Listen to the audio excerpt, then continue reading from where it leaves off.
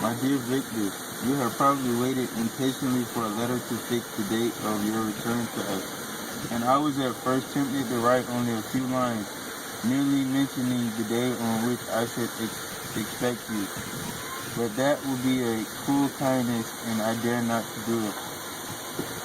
What would be your surprise, my son, when you expected a happy and glad welcome to behold on the contrary tears and wretchedness, and how Victor cannot relate our misfortune. Absence cannot have rendered you callous to our joys and grief, and how shall I inflict pain on my long absent son? I wish to prepare you for the woeful news, but I know it is impossible. Even now your eye skims over the page to seek the words which are to convey to you the horrible tidings.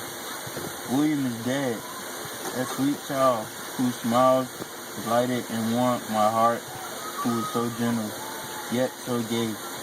Victor, he is murdered. I will not attempt to console you, but will simply relate the circumstances of the transaction.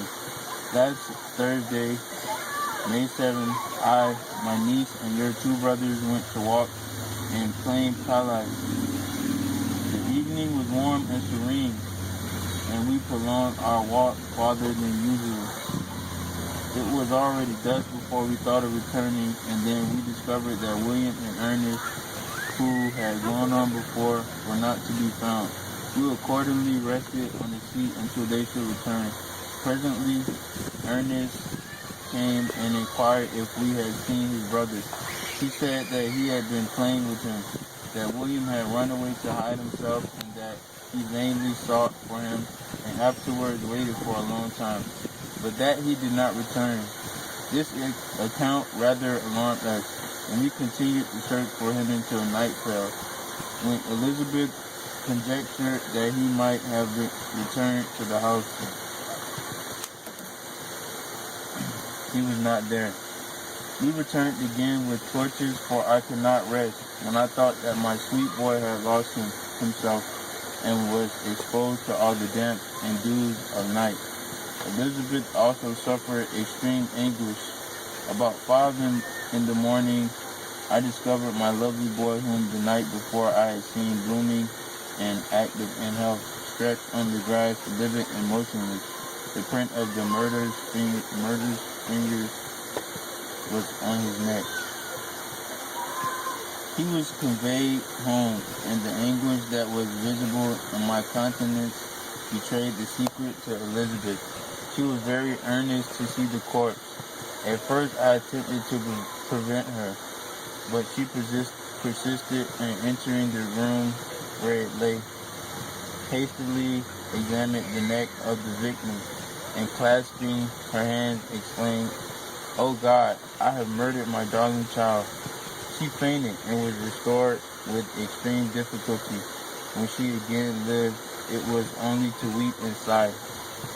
She told me that the same evening William had teased her to let him wear a very valuable miniature that she possessed of your mother. This picture is gone, and was doubtless the temptation which urged the murderer to the deed. We had no trace of him at present, although our excursions to discover him are unlimited. But they will not restore my beloved William.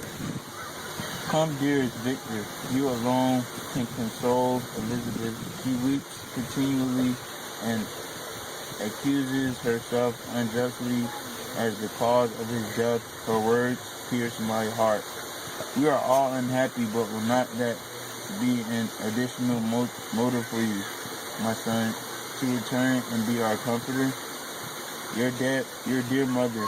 Alas, Victor, I now say thank God she did not live to witness the cruel, miserable death of her youngest darling. Come, Victor, not brooding thoughts of vengeance against the assassin, but with feelings of peace and gentleness that will heal instead of festering the wounds of our minds. Enter the house of mourning, my friend, but with kindness and affection for those who love you, not with hatred for your enemies. your affectionate and afflicted father, Alphonse Frankenstein.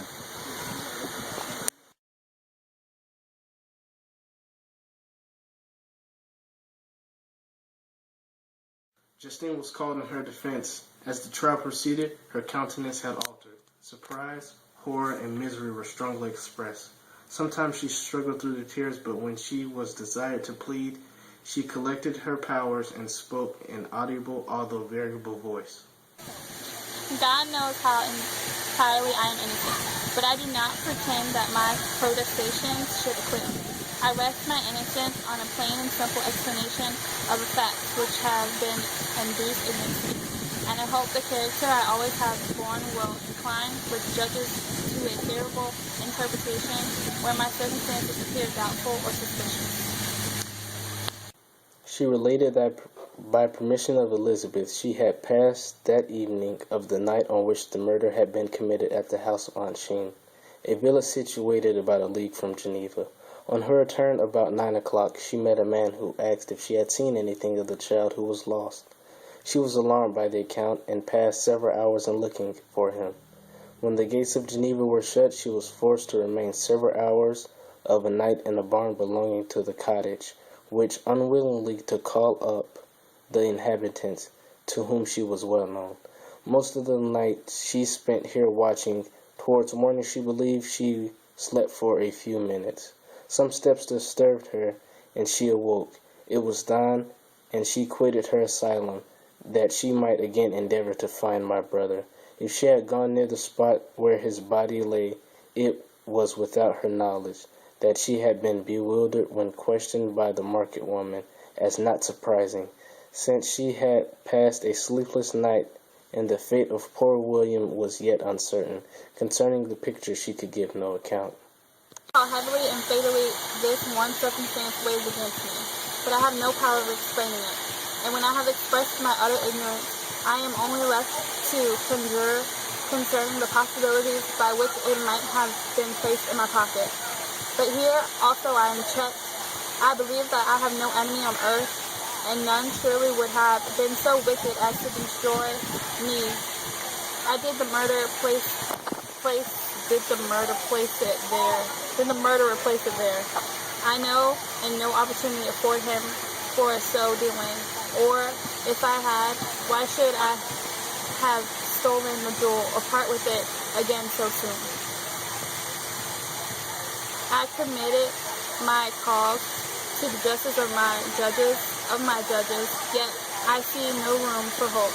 I beg permission for a few witnesses examined concerning my character, and if their testimony shall not overweigh my guilt, I am condemned, although I will plead my salvation of all my innocence.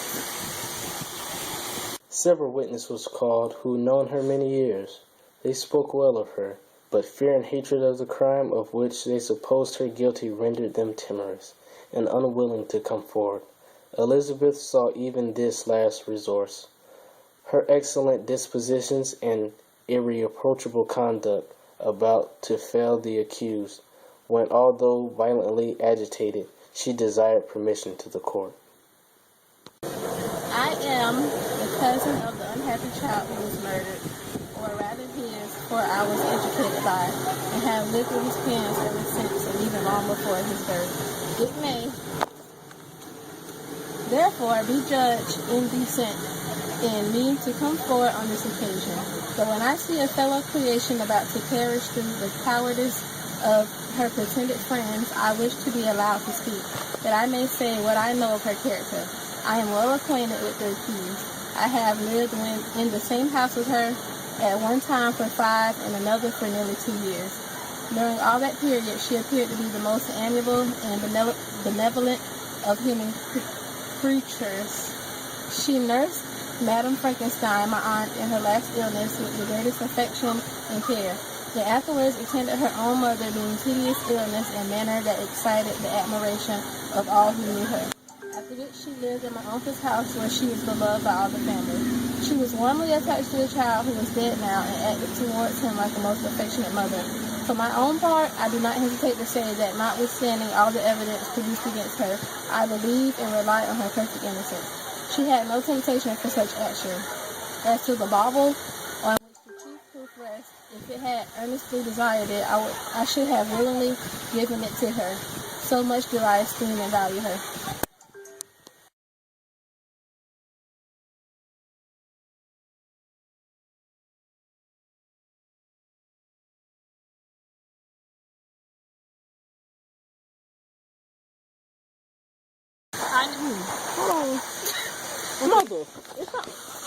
I know how heavily and fatally this one circumstance. Hold on. God knows. Can't help it. Okay. I know. You let the paper loose. Oh my. Oh my. I said I know. Boom.